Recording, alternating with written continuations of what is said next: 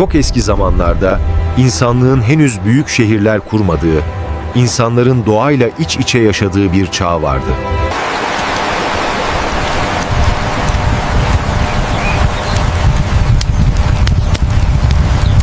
Bereketli vadiler, uzun ticaret yolları ve geniş otlaklarla dolu topraklar insanların hayatını şekillendiriyordu.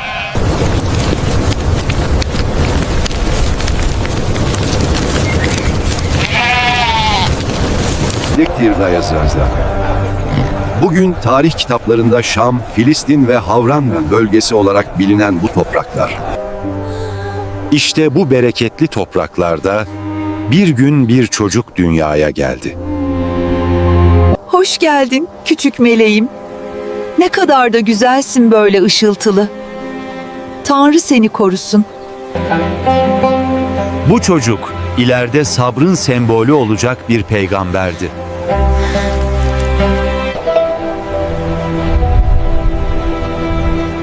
Onun adı Eyyub idi.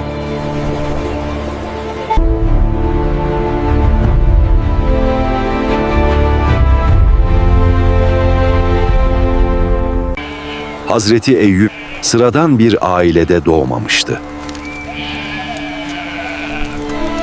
Rivayetlere göre onun soyu büyük peygamberlerden biri olan Hazreti İbrahim'e kadar uzanıyordu.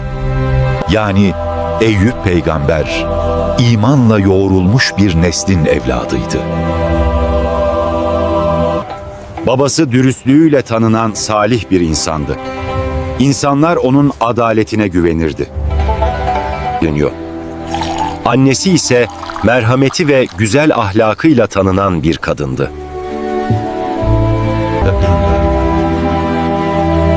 Eyyub, küçük yaşlardan itibaren farklı bir çocuktu. O diğer çocuklar gibi sadece oyun oynamazdı.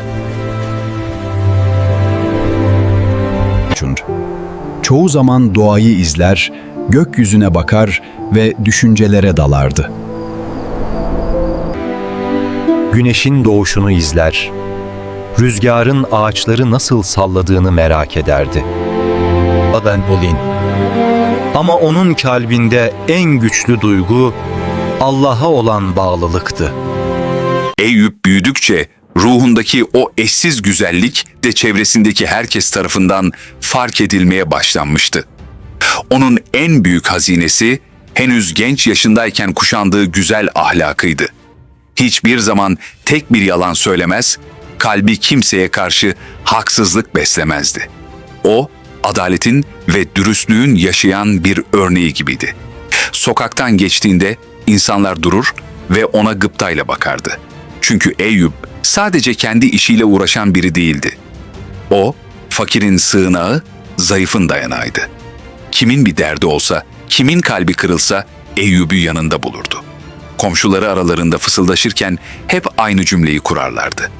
Eyyub, o gerçekten bambaşka, gerçekten çok iyi bir insan. Yıllar geçip Eyyub, güçlü ve vakur bir genç adam olduğunda, bu güzel ahlakı büyük bir çalışkanlıkla birleşti. Emek verdi, ter döktü ve Allah ona kapılarını ardına kadar açtı.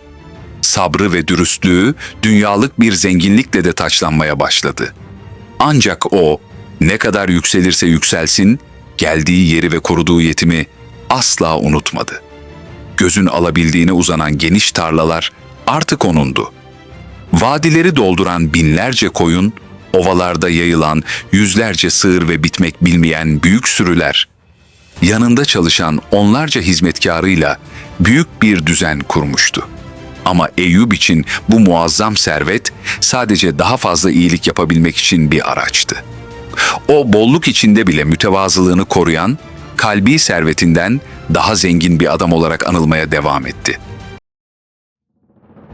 Eyyub, uçsuz bucaksız tarlaların ve sayısız sürünün sahibiydi.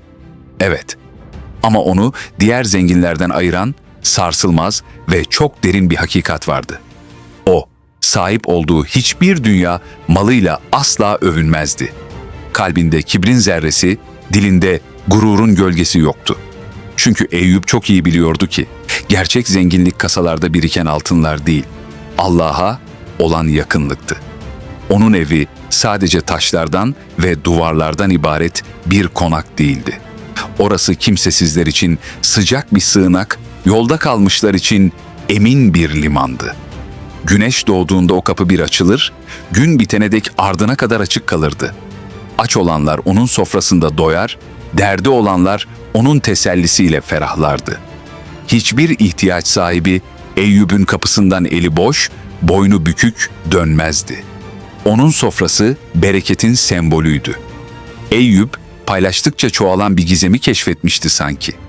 İnsanlar zenginliği biriktirmek sanırken o dağıttıkça zenginleşiyordu. O meşhur kapı sadece misafirlere değil, sevgiye, merhamete ve insanlığa da hiç kapanmazdı. Bir gün yorgun bir yolcu Eyyub'un sofrasında karnını doyurdu ve minnetle "Allah seni bereketlendirsin" dedi. Eyyub ise gülümseyerek o meşhur cevabını verdi. Bereketi veren yalnızca Allah'tır. Onun dilinden şükür, kalbinden dua hiç eksik olmazdı. Sabah kalktığında Allah'a da şükrederdi. Akşam olduğunda yine Allah'a dua ederdi. Ancak bu huzurlu tabloyu çekemeyen biri vardı. Rivayete göre şeytan, Eyyub'un bu bağlılığını kıskançlıkla izliyordu. Şeytan sinsice fısıldadı. Eyyub sadece zengin olduğu için şükrediyor. Eğer elindeki her şeyi kaybederse, bakalım yine sabredecek mi? İşte o an görünmeyen alemde büyük bir tartışma başlamıştı. Eyyub, peygamberin sarsılmaz imanı, hayatının en zorlu sınavıyla karşı karşıyaydı. Artık hiçbir şey eskisi gibi olmayacaktı. Bir gün onun sürülerinden haber geldi. Hayvanların büyük bir kısmı telef olmuştu. Ardından başka bir felaket yaşandı. Tarlalar kurudu, serveti yavaş yavaş yok olmaya başladı. Ama Eyyub peygamberin dilinden tek bir şikayet bile çıkmadı. O sadece şöyle diyordu: Allah verdi, Allah aldı. Fakat imtihan henüz bitmemişti. Bir gün Eyyub peygamberin çocuklarının bulunduğu ev büyük bir felaketle yıkıldı. Çocuklarının çoğu hayatını kaybetti. Bir baba için bundan daha ağır bir acı düşünülemezdi. Ama Eyyub peygamber yine sabretti. Gözlerinden yaşlar akıyordu ama kalbi Allah'a bağlıydı. Ve o şöyle diyordu: Biz Allah'tan geldik ve yine ona döneceğiz. Fakat imtihan henüz bitmemişti.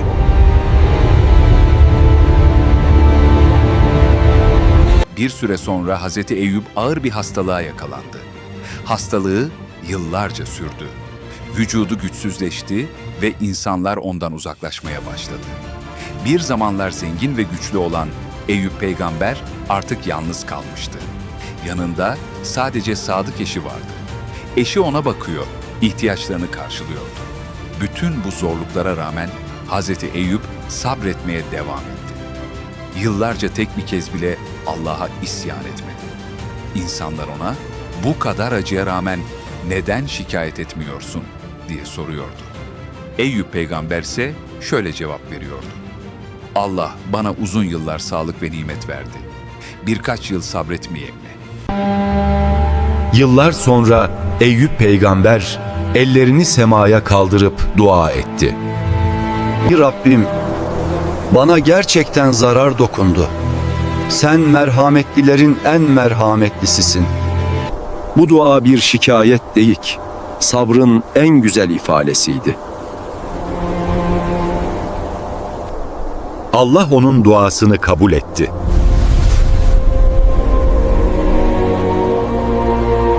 Ve ona şöyle vahyedildi: Ayağını yere vur.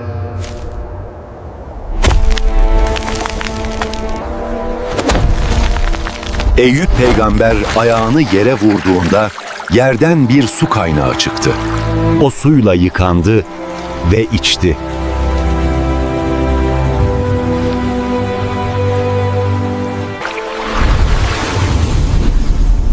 Böylece Allah'ın izniyle hastalığı tamamen iyileşti.